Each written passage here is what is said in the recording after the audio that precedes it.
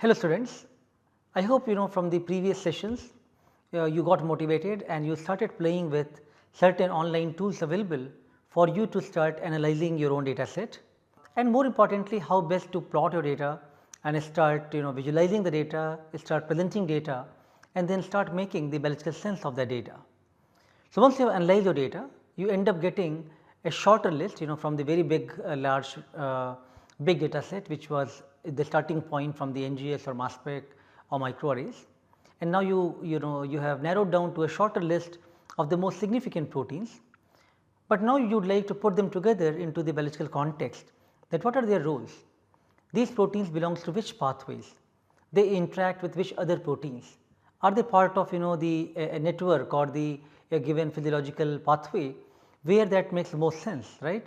So, then once you start getting that idea, then only probably you will have the follow up experiments plan. Can I now start thinking about a drug which might be able to inhibit and control a given pathway, right. So, many times these clues only comes when you start your big data set, you start looking at the most significant list, narrowing it down, and then further you process after looking at the pathways and networks, come up with a hypothesis and then look at what can be the actionable hypothesis to build the next set of experiments. So, there are many online tools which are currently available, which are really good. Some of them are developed from lot of resources and funds provided by the national governments, but with mandate to make it publicly available. You can start utilizing these resources and start looking at various example data set and see whether you are getting comfortable in doing these kind of analysis. So, today my research scholar Deeprup Biswas, he will walk you through different steps involved in looking at the pathway enrichment analysis and network analysis using various tools. So, let us start today's lecture.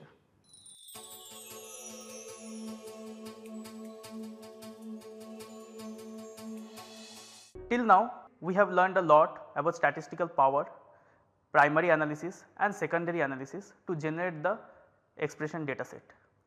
Now, the main important thing which is coming, that we got a very good pattern of differential gene regulation. So, the questions come, what next? I want to start with two important questions. How do my data relate to known biological function? Are there specific functions that are characterized by gene expression changes? After the secondary analysis, what I feel the most important things to do is the tertiary analysis, that means identify the functional group. This functional group identification is based on different pathway enrichment, network analysis and PPI modules, that is protein protein interaction modules. So, in the workflow what I have added is the last one after the identification of the differential gene is identify the functional group. Different kind of softwares that generate different IDs. If we are using any proteome discoverer, commercial software or transproteome pipeline, they will give you different kind of IDs in the protein identification. But to start a tertiary analysis, we have to get multiple ID, and that is possible only through ID conversion. So, this is a very basic thing, but still I want to take a little time and want to tell you how this ID conversion can be done. So, there are mainly three important platforms which we can take into consideration. The first thing is David. David is a multiple ID conversion tool. Apart from this, it can help in also different types of annotation and enrichment studies. Next is WebGSalt, and this platform can also be used for different kind of ID generation. The next is protein identifier cross reference. This is another platform where we can upload our ID and we can get a multiple ID converted from this software. So, David, WebGSalt and protein identifier cross reference is a very simple tool where we just need to put the ID, the list of ID, and we can select what are the list of ID we will get as a conversion. But there is an important tool, that is KEGG mapper converter ID. That is a very important tool because like other platform, we cannot put any other ID in the KEGG mapper. We have to get the KEGG gene ID from the KEGG mapper, and then only we can put it in the identification toolbox and we can get the KEGG mapping pathway. So, I will show you a glimpse like how from a test data set we can approach to KEGG mapper and we can convert the ID to KEGG gene, and after that we can put those KEGG converted ID into the KEGG mapper to get the pathway. So, I have already shared the test one, the test one text file. You have to open the text file. There is a list of gene that is mainly a GBM repository data set, a processed file which I have taken, and we will copy paste that list into the KEGG converter ID. So, I have already shared the link in the slide. So, please go to the KEGG ID converter and copy paste the link. So, this is the home page of KEGG mapper convert ID, where in the first outside DB you can choose what is the different NCBI gene ID or NCBI protein ID or UniProt ID you are putting. So, as I have given a list of UniProt ID, so I will be selecting UniProt ID here. After that, the important thing is the what is the organism. So, if when we are clicking this, so we have to write the name of the organism, and as I know I have taken the file from the Homo sapiens repository. So, I will be selecting the Homo sapiens and I will select the tab, and so it is showing here HSA. Here in the enter outbox outside identifier we will copy paste the list of the UniProt gene, and then we will select we will click on the execution tab. So, it will take a little time and it will give you the complete converted ID from UniProt to KEGG ID. So, as you can see, the conversion result is giving you the name of the UniProt list. So, we will be copying only the KEGG ID. So, we will click here display KEGG ID only, where we will get the name of the KEGG IDs. So, we will copy paste the complete KEGG ID from here. So, we have to come to the home page back again. There is a option of search pathway. So, we have to click the option search pathway here, and the search pathway dialog box will open. So, here we have to paste the KEGG ID which we have already converted, and here we have to select the Homo sapiens pathway. So, after selecting the Homo sapiens pathway, we have to go down and click the execution tab. So, after clicking the execution tab, you can see the KEGG mapper has already generated a complete profile of what are the different kinds of pathways are there and how many hits are there in each pathway. So, if we click into each of these pathway, it will redirect you to the complete to the pathway, and you will found that what are the proteins that are present, and they are highlighted with a yellow color and a red font. So, this is the glimpse of how you will use KEGG mapper and how you will convert your UniProt ID into a KEGG ID. Next thing what I want to show you is the WebGSalt, and I feel this is one of the best software in omics platform, where it is giving a complete downloadable data, downloadable image from your data sets. So, ORA sample run, GACA sample run and NTA sample run are three important platform that WebGSalt is providing. Apart from this, in 2019 they have also included phosphosite sample run into this software. So, I want to show you the different kind of images, downloadable images it is providing. So, in the left you can see it is providing a complete list of different kind of classification, like starting from biological pathways, cell components and so on. In the middle there is a complete list of gene ontology, different kind of gene ontology from your data set, what they are coming and how they are linked. Apart from this, whatever I was talking about WebGSalt gene conversion, so they are also providing a complete conversion of your ID into different kinds of gene name and entrance gene. Apart from this, it is also giving a glimpse of the network whatever you are getting through PPI interaction, protein-protein interaction module. So, now I will be talking about a very new but a widely used software, that is Reactome. So, Reactome is nothing a database which can help you to link your proteins, link your candidates with a different kind of pathway. This database this software is so much robust and dynamic that it will not only end up with giving a single pathway, rather than it will give you a different kind of sub pathway and sub network and followed by single reaction. So, after clicking the analyze data, another window is opening which is asking for to submit your data. So, here we can submit the data in two ways. First, choosing a file where we can choose a text file with the name of the candidates. Apart from this, we can just simply go to the box and copy paste our candidate gene. After that, we have to select the continue. So, here are two options. The first option is project to human and the second option is include interactors. Include interactors means what are the proteins that is interacting with your candidates, or what are the chemical compounds that mainly are metabolites that is including different kinds of drugs that can be linked with your candidates will be also shown. So, we will be clicking here and we will start analyzing the data. So, as you can see, there is a complete list of different kind of pathways they have given, and here they have also given what are the identifiers that are not found, that may be due to the upgradation of the databases. So, now if we want to check the top pathway which has come in, that is related to disease of signal transduction. So, when we will be clicking this that pathway, we can the Reactome database will show the complete details of the pathway, and when we will zoom in the pathway, we will find that this has given a complete glimpse what are the different sub networks that are present.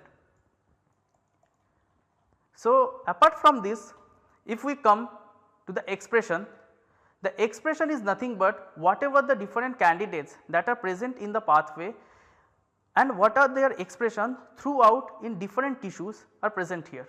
So, if we select different kinds of tissues from here, and we can find that what is the expression level of that candidate in the tissues. If we go to the molecule tab over here, we will find there are a couple of options are already available. That means chemical compound, proteins, DNA, RNA and drugs. This says what are the different kind of molecules that are present in this pathway, of which chemical compounds are mainly the metabolites, different kinds of proteins, DNA and RNA and different kind of drugs. If I am selecting one disease, and we can found there are different kind of sub pathways that is coming, and in this sub pathway there are two important symbols, that is one is U and one is plus. So, if we keep the pointer over here, we can find that the U says that this is the updated databases and the plus is it is related to a disease. So, likewise Reactome gives a lot of information about your data set to a large aspect. So, now the important thing is like downloading the result file. So, here is a tab of downloading the result file, where clicking this one will download the result in .csv format. So, the .csv format will have all the data sets and all the complete data file of the analysis. So, from there we have to select certain criteria like p value or FDR, which are already given as you can see. So, on the basis of that we have to select and we have to filter the complete analysis. So, after sorting and filtering a data on the basis of p value and FDR, I have found some top pathways which I will be taking for the next part of the analysis. So, as you can see, this is the table I have taken from the result file, and you can find the pathway identifier. These are nothing but the unique identifier ID of each pathway in Reactome.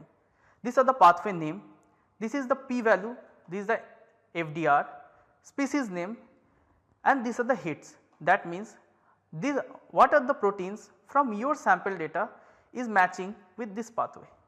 So, this data we can put into any kind of protein interaction module, and from there we can take the .cif file or the JSON file and we can put it directly into the Cytoscape and check what is the visualization is coming. So, as Cytoscape is having different kind of plugins, we can generate different kinds of visualization network. But apart from this, today I want to show you a very robust visualization visual analytic platform for comprehensive gene expression profiling and meta analysis, that is network analyst. So, network analyst will give you different kind of visualization platform where you can do single analysis and multiple analysis, even multi-gene expression analysis. So, now we will go to the next hands on, that how the data that we have already generated from the pathway, we can link in to a network platform to generate a network analysis. This is the home page of network analyst, where there are 4 top platforms. First is a gene list input, where when you are having a normal gene list with p value or fold change, we can use this one. This one is the multi-gene expression tables, where multiple gene with different expressions can be checked. This is the gene expression table where microarray and RNA sequence data can be done, and this is the raw RNA sequence data from where we can take the sequencing data and we can start with. This is the network file where an analyzed file of .cif or JSON can be directly incorporated and we can get the visualization. After clicking the gene list input, we will be having this home page where we have to select the organism, that is Homo sapiens. We have to select the ID, as we are taking the IDs from the same test1 file. So, we know that this is a UniProt ID. Then we have to copy paste the ID names. After this, we have to select the upload here, and if we are getting any kind of duplicates or errors, so it will be shown over here. If everything is fine, we have to select the proceed option.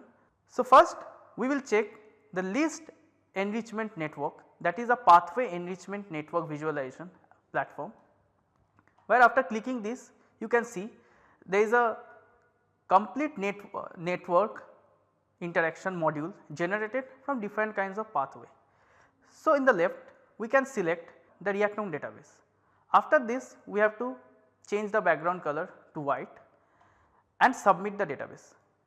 After submission, you can see there is already a huge number of pathways are already there, and we really do not need this many pathways, as it is making the complete network very much complex. So, now we will go to our table sorted table that we have generated from the Reactome, and we have all the pathways that are present, and we have taken on the basis of significant p value, and we will select those pathways which is already present there, like this one: downloading signaling matrix, signaling of EGFR, signaling of FGFR, signaling of NGF, and like this way we have to select some of the pathways from here, and we have to come to and we have to extract these pathways. So, after extracting these pathways, we can see there are only few pathways which we have extracted. To just give you the glimpse, I have selected some few pathways, but your data set may have different top pathways that you can take into account. So, after this there is an option of view, and from here we will be selecting the bipartite network that will not only give you the name of the pathway, but also it will give you the name of the proteins. So, as you can see, whatever pathways we have selected are already present there, and apart from this, whatever the proteins that you have submitted in your data set is already available now. Now, if we select each pathway, each proteins from like this, and there is an option of label and label the selected nodes. So, already these pathways, these proteins are already labeled. So, by this way we can select different proteins, different candidates according to our data set, and we can select those and highlight those proteins. Even we can change the color of each protein, like if I want to show that this protein is upregulated, so I can put in red color, whereas this protein is downregulated, so I can put green color, and here again I have to select the label selected protein, and it will show that IRS1 is a upregulated one, whereas the PINCI1 is the downregulated one. So, there is a lot of thing that can be done in this list of bipartite network and network analysis. So, now we know how to generate a very good pathway enrichment model. So, the same way we can go for the protein-protein interaction model. So, to get the protein-protein interaction model, we have already uploaded our dataset in network analysis. We will be choosing the generic PPI. So, there is another very good platform, that is a tissue specific PPI. Like if someone is working in brain or someone is working with kidney. So, there are already this kind of tissues are already available in the database and they can check. But as I just want to give you the glimpse, so I will be choosing the generic PPI where 3 names of the databases are already there. So, these 3 are the PPI, that is protein-protein interaction database. One is IMEX Interactome, String Interactome and Roland Interactome. So, people generally use string, but IMEX Interactome will give you a very big profile of different kind of interactors that are present, which they mainly update their database from the curated literature. So, if I am choosing the IMEX interaction, and we can see like there is a one subnetwork with 4677 nodes, 11427 edges, 176 seeds. So, from here you can download the .cif file of the interactions and we can upload it again into the network for future use. So, now we will proceed and we will found the the software has generated a complete protein-protein interaction module, which is a big module, and now I will show you how to make this module small or informative and how to decrease this complexity of the network. So, as you can see, the software has generated the complete protein-protein interaction module, which is really very complex. So, first we have to select what is the database we want to choose. So, let us go with Reactome database, and after that we will be changing the color to white. Now, I have already given you in the test1 file. So, now there is an option of batch selection which says that what are the proteins that we are interested in, we can copy paste those protein accession ID, and after that we have to click the submit. So, after submission we can see there is a highlighted candidates that we can found in this complex network. So, now as we are very much interested with these candidates, we will select and extract those candidates from this complex network. So, after selection and extracting the candidates, we found that these are the proteins that we have selected and is present in this network.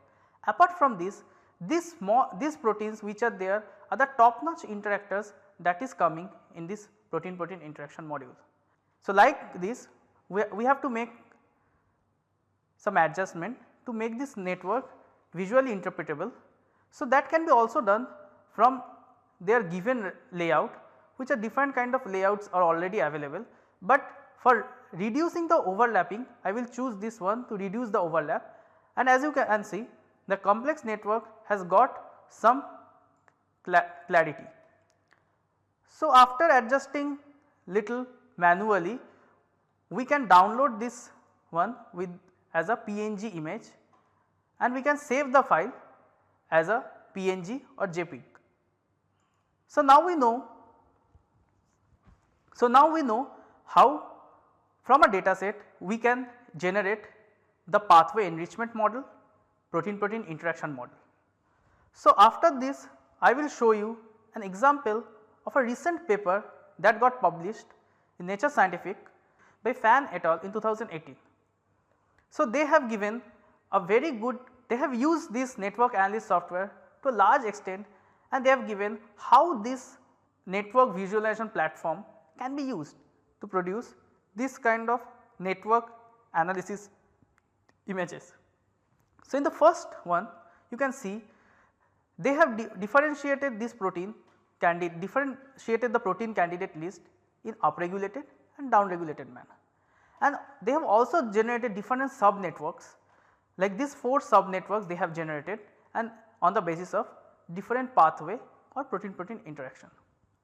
So, now if I want to check like what are the different clusters that is coming in my protein protein interaction module in terms of pathway, that can also be done checking the curated sorted reactome list that we have generated.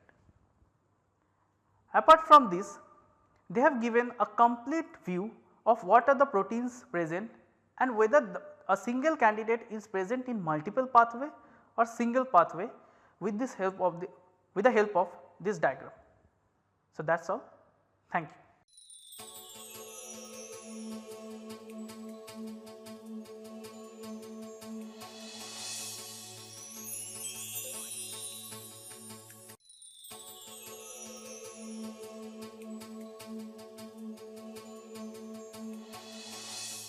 So, as you have got some sense today that all the experiments that are defined are based on certain hypotheses, and therefore, the data analysis and interpretation becomes really crucial. What is very important that you have to be very unbiased when you are starting on a big data field. You have to be very unbiased. You have to start from the big data, big table and look at what is most significant changes happening, looking at the statistical value, looking at the p values, and then thinking about various threshold which you have set it up to very high stringency filters which you have applied to obtain a much shorter list, which is the most confident candidates, the genes or proteins which you would like to take forward. Now, based on these, then you would like to make some actionable hypothesis, and then you would like to do a follow up experiment to test out, is my hypothesis working. If not, then you will look for other proteins or other set of genes on the same list and look at is there any alternate hypothesis which might be more effective, right. So, you should start with very unbiased way looking at the data. At the same time, you should also be on top of literature and what has already been published in the PubMed, if you go to the various publication of that question, what people have already published. So, you would like to also make some sort of a strong foundation from the publication already available and look at your data independently, then start trying to map the things together. Are there certain part of the published report is also getting mapped in your unknown data set, and if that is the case, then of course you are more confident that okay, people have reported these pathways and these set of the proteins which are very significant in their publications, and we also see that among our top 100 proteins 50 of them are coming, but then there are 50 more which are totally new and unknown proteins, and what those proteins are. Now then your more curiosity will be further how to test these out, how to ensure that these proteins what we are finding our top hits, they are the real proteins, right. So, the pathway analysis and the network analysis really try to give you the much comprehensive picture which is very close to the biological question which you wanted to address. So, it is good idea for you to get familiar with these software tools, with these bioinformatics aspect of analysis, so that you can start looking at your data in a very different way, which is otherwise not possible just by looking at your Excel sheet and just looking at proteins and gene list in the isolation. We will continue more of these discussion in the next lecture. Till then, thank you.